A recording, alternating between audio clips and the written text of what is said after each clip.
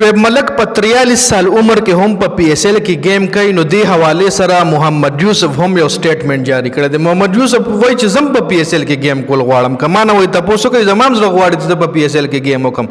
محمد یوسف دا سټیټمنټ جاری کړی دی.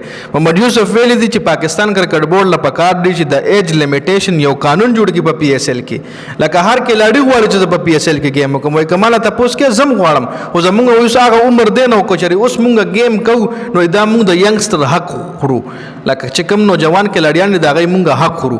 لکه شعیب ملک چې کوم دی د په ټیم کې حسیب الله خان موجود دی، زیشان خان یو وکټ کیپر ښه بیټسمن دی، حسیب الله خان یو ښه بیټسمن دی، خو هغه له موقع نه ورکړل کېږي او شعیب ملک جنګېږي. نو دې ځکه د نوجوانان کلاړیان چې کوم دي د هغې زیخ وړلی کېږي، د هغې حق خوړلی کېږي. نو ځکه محمد یوسف هم داسې قسم سټیټمنټ جاری کړی دی که چېرې وایي ما نه تپوس وکړئ نو زه هم په پی ایس ایل کې گیم کول غواړم، خو پی سی بي له پکار دي چې ایج یو لیمټ مقرر کړي. داسې خو به هر سینیر کلاړي وایي وهاب ریاض هم زړه غواړي چې هغه هم گیم وکړي. محمد یوسف وایي که ما نه تپوس وکړي زما هم زړه غواړي، شاید افریدي نه که تپوس وکړي نو به وایي چې ما هم پکې والی ولې ما څه ګناه کړې ده.